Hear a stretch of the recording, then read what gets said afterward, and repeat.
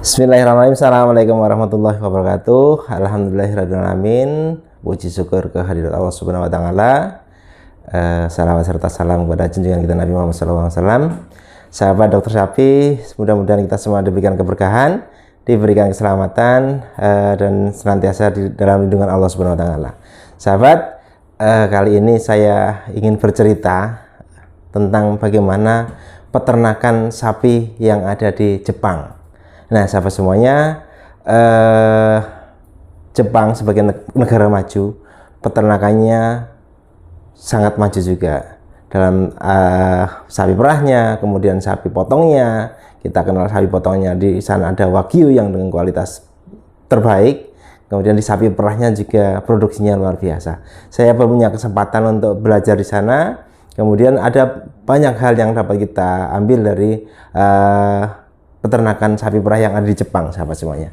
Nah, sahabat semuanya, saya datang di suatu peternakan namanya Pioneer Dairy Farm, ada di Ibaraki Prefecture, yang mana saya kebetulan dengan ownernya, beliau yang sangat welcome kepada kami ketika kami datang ke sana.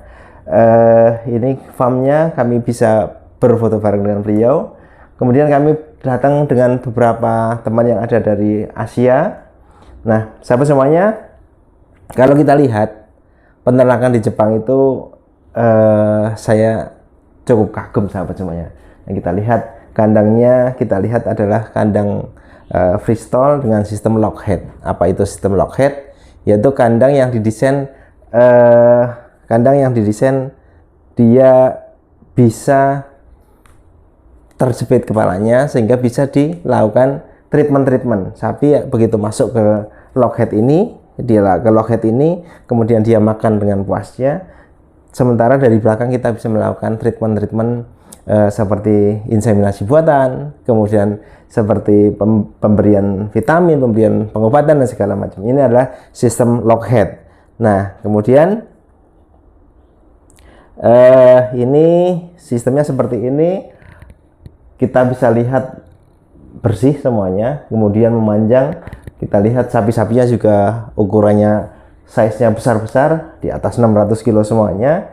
Nah, kemudian kita lihat sistem yang lainnya juga cukup bagus. Ini sistem lockhead, sahabat semuanya. Sistem lockhead ini sapi bisa nyaman masuk, kemudian bisa makan dengan enak. Dengan treatment yang kita akan berikan juga lebih nyaman, sapi terkendali. Nah, ini sahabat semuanya. Nah, kemudian ini sapi-sapi jenis Friesian Holstein yang mana memang di sana produksinya lumayan bagus. Di Ibaraki ini bukan daerah yang dingin sebenarnya, di daerah yang middle, di pertengahan, tidak seperti di Hokkaido, sehingga produksi susunya pun masih bisa mencapai 60 liter di puncaknya, atau di average-nya masih sekitar 40 literan, sahabat semuanya. Nah, ini sistem-sistem kandang lockhead yang mungkin nanti kita bisa lihat, bisa tiru di beberapa perusahaan sapi di Indonesia juga sudah menggunakan sistem lockhead seperti ini.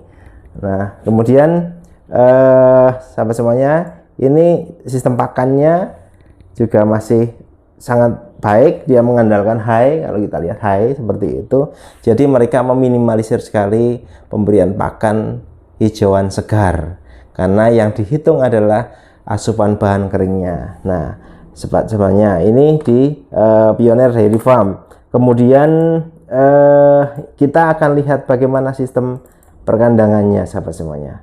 Nah, sistem perkandangannya tadi sudah saya sampaikan bahwa menggunakan sistem freestall lockhead seperti ini. Nah, ini sapi-sapi nyaman duduk di tempat yang telah tersedia dengan bedding yang sudah tersedia, yang memang dilakukan pembersihan secara berkala, yaitu dengan menggunakan sistem washing seperti itu, sahabat semuanya. Kemudian di kandang-kandang yang lainnya seperti kandang riring juga seperti ini, dia nyaman, kandangnya kering, kemudian bersih dan nyaman. Nah, kemudian ini kandang freestyle juga lockhead, ya kita lihat lockhead. Sapi benar-benar nyaman, kemudian Kambingnya pun bersih karena memang kandangnya bersih semuanya. Nah, kemudian kalau kita lihat perkandangannya seperti ini. Kemudian, nah ini hal yang juga sangat harus kita perhatikan. Jadi mereka sangat memperhatikan namanya aspek kesejahteraan hewan. Sapinya diberikan fasilitas untuk bisa membersihkan bulu-bulunya sendiri, bermanja-manja dengan brushing ini sehingga dia benar-benar termanjakan, sahabat semuanya. Ini yang membuat dia nyaman. Nah, kemudian di kandang sendirinya pun sudah dibagi-bagi sesuai dengan grup dan makanannya, dengan fase laktasinya dan atau groupingnya dan fase-fase laktasinya. Nah, sahabat semuanya, kemudian diproduksinya seperti apa? Produksinya mereka sudah menggunakan sistem milking parlor, yaitu sistem yang didesain memang untuk pemerahannya secara machinery, semuanya serba mesin, di mana sapi-sapi itu sudah masuk ke milking parlor atau tempat pemerahannya secara reguler, bahkan pemerahannya sampai 3 kali. Pemerahan 3 kali, kemudian asupan bahan keringnya diperhatikan, kemudian deteksi birainya pun dilaksanakan. Salah satunya selain di kandang adalah ketika dia dibawa di milking parlor atau di tempat pemerahannya. Nah, ini sudah cukup ada banyak di Indonesia juga teknologi seperti ini. Kemudian penanganan penyakit seperti mastitis juga bisa terdeteksi di sini, sahabat semuanya. Nah, itu seperti itu. Kemudian produksi susunya berapa? Produksi susunya tadi saya sampaikan mereka sudah mencapai level puncaknya sampai 60 liter dengan asupan bahan kering pakannya hampir sampai menuju ke 4%. Dan feed and groupingnya sudah benar-benar dibedakan antara fase laktasi yang fresh, kemudian yang starter, kemudian yang peak, ini sudah dipisahkan. Feed and groupingnya sudah berjalan dengan baik. Nah, kemudian yang medium dan late, begitu juga dengan yang dry seperti itu. Jadi manajemennya sudah terpisah dengan baik. Nah, ini pemerahannya juga sebagian dicoba dengan menggunakan robotik. Nah, pemerahan robotik memang membutuhkan investasi mesin yang cukup besar karena memang dengan robotik ini otomatis masih satu persatu, sementara tadi dengan milking parlor walaupun masih menggunakan tenaga manusia dan masih sangat efisien seperti itu. Dan herannya ternyata di sana saya ketemu operator kandangnya adalah saudara-saudara kita yang dari Indonesia, kan seperti itu, dan semangat kerjanya luar biasa untuk mereka belajar. Nah, ini mesin perah yang ada di sana, sahabat semuanya. Nah, kemudian sistem produksinya tadi sudah saya sampaikan bahwa memang sistem produksi sapi perah itu tergantung pada fase laktasinya, kemudian pada asupan bahan keringnya, asupan minumnya dan segala macam, selain penyakit dan segala macamnya, serta pengaruh ke reproduksi. Nah, sahabat semuanya, mereka sudah melakukan feed and grouping. Jadi pakan menyesuaikan dengan fase-fase laktasinya.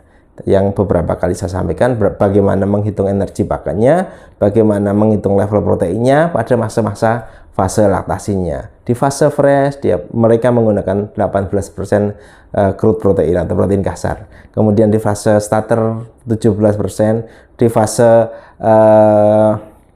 puncak dia 16% protein, kemudian di fase medium 14 atau 13, kemudian di fase late itu sudah 12%, sahabat semuanya. Nah, mereka sudah terapkan seperti itu dan hitungannya jelas. Jadi tidak mungkin berbohong. Kalau asupan bahan keringnya sudah di atas 4% atau 2,5% ditambah dengan 15% dikalikan jumlah produksi susu, itu sudah masuk asupan bahan kering, maka itu akan masuk. Begitu juga kualitasnya juga akan memenuhi. Di sana harga susunya waktu itu per liternya sampai Rp100.000, sahabat semuanya. Ini yang cukup menggiurkan. Nah, kemudian sahabat semuanya, grouping tadi penting banget karena memang supaya bisa menjadi optimal pada produksinya. Produksinya bisa menjadi optimal ketika memang fase feed and groupingnya berjalan dengan baik. Sapi-sapi yang membutuhkan energi tinggi, membutuhkan protein tinggi pada fase-fase awal laktasi, pada early, pada fase puncak, fresh, kemudian starter. Ini membutuhkan energi dan protein yang cukup tinggi, sehingga diberikan energi dan protein tinggi supaya tercapai produksi yang maksimal. Nah, seperti itu, produksi yang optimal. Nah, kalau di tempat kita kebanyakan masih sama rata satu jenis konsentrat, satu jenis pakan diberikan ke semuanya. Artinya apa? Ketika memang pemberian pakannya di level yang tertinggi diberikan ke semua fase laktasi, itu bagi laktasi puncak akan tercapai produksinya. Tetapi bagi laktasi yang medium atau sudah late, ini akan kemahalan harganya. Nah, bagaimana kalau kita level pakannya dikasih tengah-tengah? Ketika dikasih di tengah-tengah, maka laktasi puncaknya tidak akan tercapai optimal, tidak tercapai maksimal. Nah, walaupun mungkin tidak terlalu mahal bagi fase medium atau late. Bagaimana kalau kita kasihkan kualitas pakan dengan yang rendah, maka yang produksi puncak pasti tidak akan tercapai. Kemudian produksi mediumnya juga tidak akan tercapai, sementara cocok hanya untuk fase late saja. Nah, ini kerugiannya seperti itu.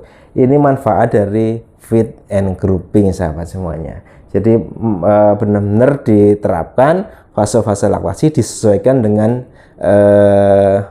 kebutuhan yang ada. Dan itu benar-benar dipisahkan, sahabat semuanya. Di pen A, dia adalah fase-fase laktasi fresh, masa kolostrum. Kemudian di pen B, contoh masih fase starter 7 hari sampai 30 hari. Fase puncak ini yang di pen yang lainnya.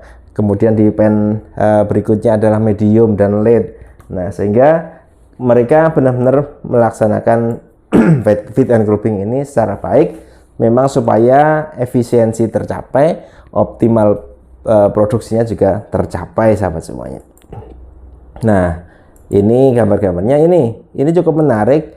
Sapi-sapi yang bercat kepala merah ini adalah sapi-sapi pada fase dry pregnant. Itu pun dipisahkan, yang pemberian pakannya tidak sehari 3 kali, bahkan hanya mungkin 1 kali saja cukup, dengan intake yang cukup hanya untuk dia merawat tubuhnya dan untuk fase-fase perkembangan pedetnya, kemudian mempersiapkan kelahirannya. Nah, ini pada fase dry pregnant. Kemudian itu dipisahkan, sahabat semuanya ya. Kemudian yang juga cukup menarik adalah di bagian pembesaran pedet. Nah, ini pembesaran pedet, kandangnya seperti ini, rearing dan heifer raisingnya seperti ini, pembesaran dan sehingga menjadi darah, ditempatkan pada kandang freestall juga, yang di sana mungkin sebagian vaksinasi sudah dilakukan. Beberapa penyakit-penyakit yang ada di sana dilakukan vaksinasi seperti itu. Kemudian jadi si pedet sendiri ketika di kandangnya seperti ini, kandangnya adalah kandang freestall juga dengan alas liter berupa sodas. Nah, ini ada kelebihan dan kekurangannya, tetapi dengan sistem kering seperti ini, pedet-pedet akan terlihat sehat, terlihat enjoy, dan terbebas dari beberapa penyakit. Nah, sahabat semuanya, ini contohnya. Kemudian yang terakhir adalah bagaimana pengolahan limbahnya. Pengolahan limbahnya cukup baik di sana karena didesain kandangnya sangat efektif, sangat efisien untuk melakukan pembersihan kandang. Nah, ini kandang sapinya dibuat lebih tinggi, kemudian ketika pembersihan kotorannya dibuat lebih rendah, sehingga angkutan dari kotoran ini bisa langsung masuk tanpa membutuhkan biaya yang lebih banyak, tidak membutuhkan energi yang lebih banyak. Ini yang harus bisa kita tiru, sahabat semuanya. Dan karena memang semua pakannya kering, dari tadi konsentratnya berupa pelet seperti itu, kemudian jagung dan segala macamnya, ditambah ada peletnya isinya alfalfa dan segala macamnya, sehingga tekstur dari kotorannya kering, sahabat semuanya. Nah, ini cukup baik, kita bisa lihat. Nah, ini jadi kandangnya jauh lebih tinggi, dibandingkan dengan tempat untuk mengambil kotorannya, sehingga kotoran itu didorong di kandang, kemudian menuju ke samping sini sehingga dia langsung bisa dimuat di kendaraan. Nah, itu seperti itu. Kemudian gambarnya seperti ini. Nah, yang lebih penting lagi adalah proses pengolahan komposnya sudah berjalan dengan baik.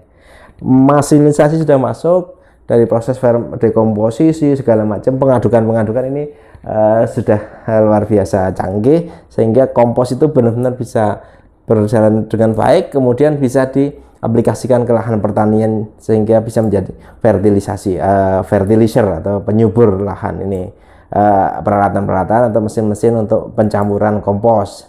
Ini kompos yang sudah mau jadi, dan ini kompos-kompos curah yang sudah siap di packing. Nah, sahabat semuanya. Jadi sahabat, mari kita semuanya bisa mencontoh apa yang ada di Jepang sana, supaya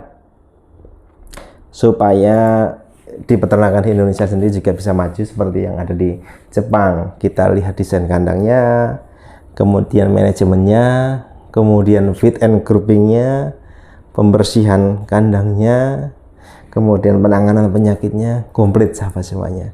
Sehingga benar-benar sektor peternakan itu menjadi sektor yang bergairah, sektor yang menguntungkan, tidak malu menjadi peternak, kemudian benar-benar menjanjikan membuka lapangan kerja yang banyak untuk masyarakat Indonesia. Nah, sahabat semuanya, demikian informasi yang bisa saya sampaikan.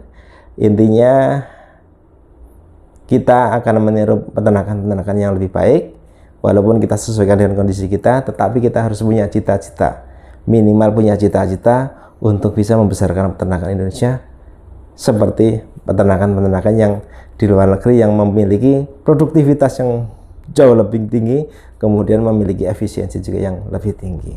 Nah, sahabat semuanya, mudah-mudahan ini bermanfaat, mudah-mudahan informasi ini bermanfaat bagi semuanya. Sekian dari saya, mohon maaf bila ada kekurangan. Jangan lupa subscribe, share, and comment. Sekian, assalamualaikum warahmatullahi wabarakatuh.